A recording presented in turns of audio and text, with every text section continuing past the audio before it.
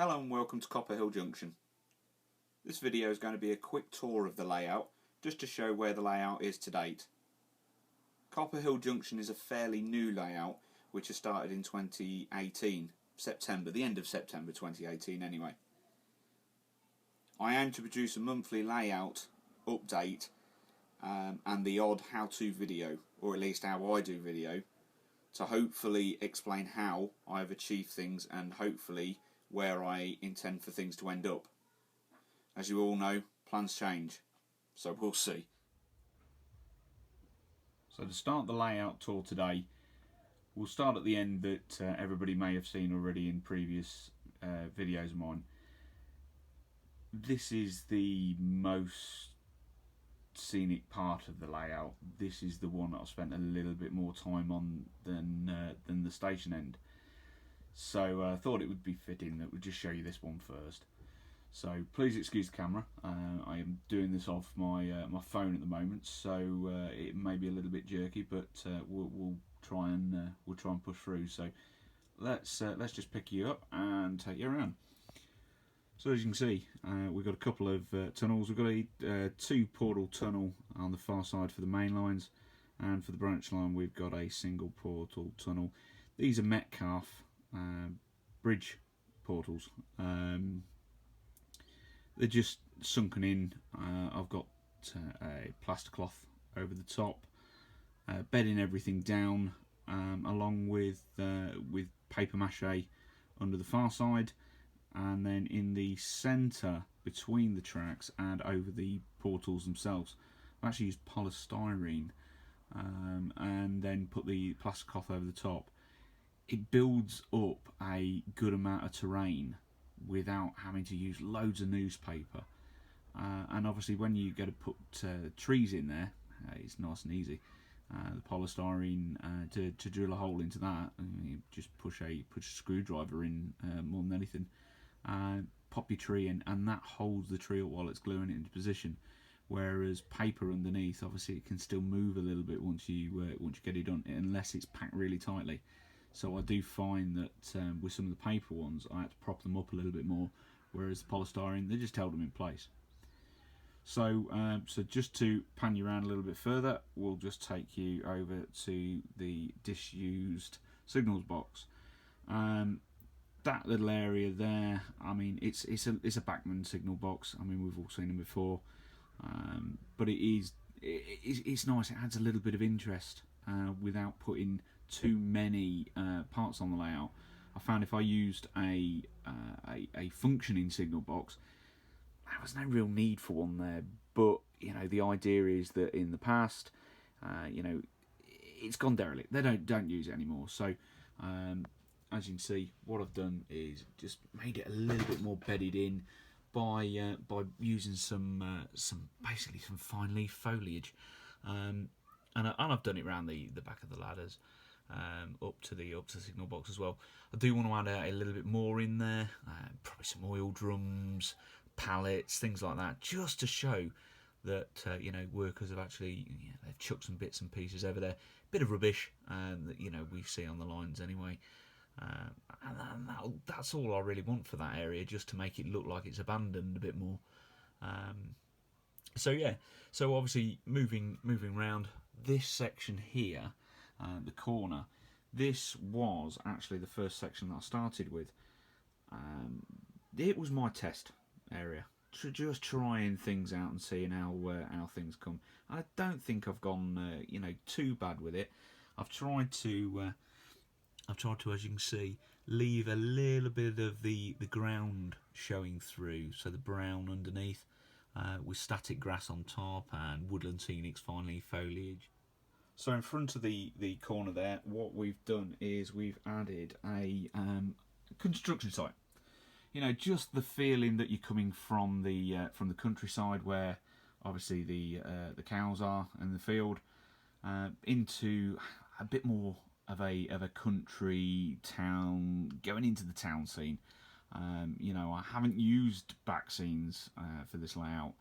Tried to just stick with the light blue backboards. Whether eventually I do decide to put up a back scene, yeah, we'll see. I haven't decided to go down that road at the minute.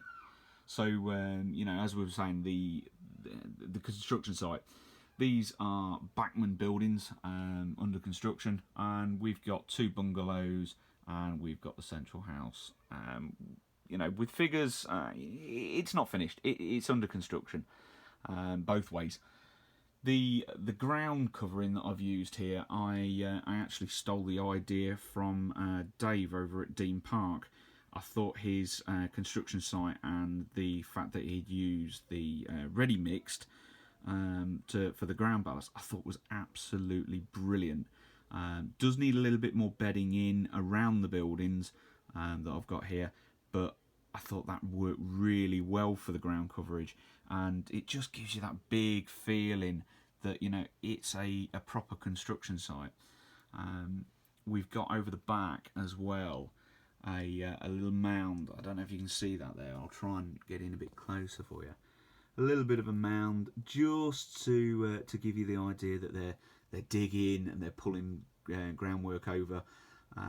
It just adds a little bit of a feature as well. And obviously with the figures as well in there, makes it look like it's working, so it does the job, I think. So moving on down from the construction site, we'll move a little bit further over. We've got the port cabin on the edge of the construction site now, and yeah, we're into the garage section here. This is a Metcalfe kit. Actually, surprisingly easy to put together, really, as far as card builds go. And yeah, it just adds a little bit extra, you know, as if you're going further into the town there. You know, it's a privately owned garage, this, you know, which is, you know, gets its fuel from Shell. It's not quite more of a modern image setup, really, whereas some of the trains may be that I should be running on here. But yeah, it fits the bill, really. I quite like it, so I decided to run with it. Obviously, running from there, I do need to get the groundwork covered around here as well. Really got much to talk about there, but moving on from that sort of section, then we've got the edge of what will be sidings, really. I don't know whether to do this area here as a bit of a shed and put them over 2 of the tracks, and then have a track either side of the shed. I've not really made up my mind here. It was just something to get something down, so we've got it in. But we've got the Hornby buffers there and the Gauge Master stoplights. Just they add a little nice touch, and a lot of people use them, and they really do the job. So moving on down from the signal box itself, we then move into the station area. I've used a Metcalfe retaining walls in the back corner. I looked at a few different ones, and I thought Metcalfe really they produce quite a nice little product there. Again, quite simple to put together. You can build them fairly quickly. And the nice thing is you can just add on to them and add on to them and add on to, and make them as big as as long as you like. You know, and obviously with their brick papers, it does allow you to do you know, parts of the retaining wall which may not fit properly. You know, you need to take it a little bit back. You know, different heights, so you can match them in with the brick papers, like I'll show you in a minute, just down the bottom end here, where it really will make it come together quite nicely. What I have done, just panning around slightly, is I have actually built my own stations, my platforms themselves, and again they are completely scratch built, card skeletons underneath with the brick paper and the tarmac paper on top. Obviously, I've got a lot of work to do over this area of the layout, because this is not finished by no means. I've got a lot of fine detail to do, things like the edgings of the platforms, lines, things like that. Platform canopies also need to be done, and a lot of ballasting down this end. I've done ballasting at the top end and a little bit down here, but not a massive amount. Because there's a lot of things really not set in stone down here at the moment. So just moving down a little bit further, just show you a little bit more of the retaining wall and the station platforms themselves. And then obviously right over the back there, you can just see the one section that I was on about a few moments ago. I needed that to sit a little bit further back, and that was purely because the curve that I've got underneath the platform, the station building there, it curves in. So I needed it to sit back so the trains could actually just overhang that section a little bit more. And I think it looks quite nice. And obviously just going down a little bit further, you can see that I've just put some advertising boards on there. They're completely homemade, just something that I knocked together myself on from the internet, just by copying photos and scaling them down to size, really. The surround of the boards themselves are the back of the card, the brick card from Metcalfe.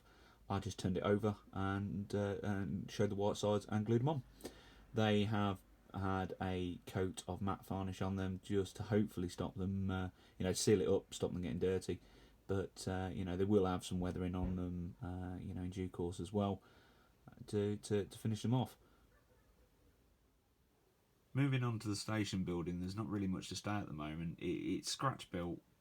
It's doing the job. Things may change over this section, but it all ties in nicely with all the Metcalfe paper kits being used for the retaining walls. So there's not really much to say for this area a minute because it's not really finished off, and this leads into the non-scenic side. So that's Copper Hill Junction.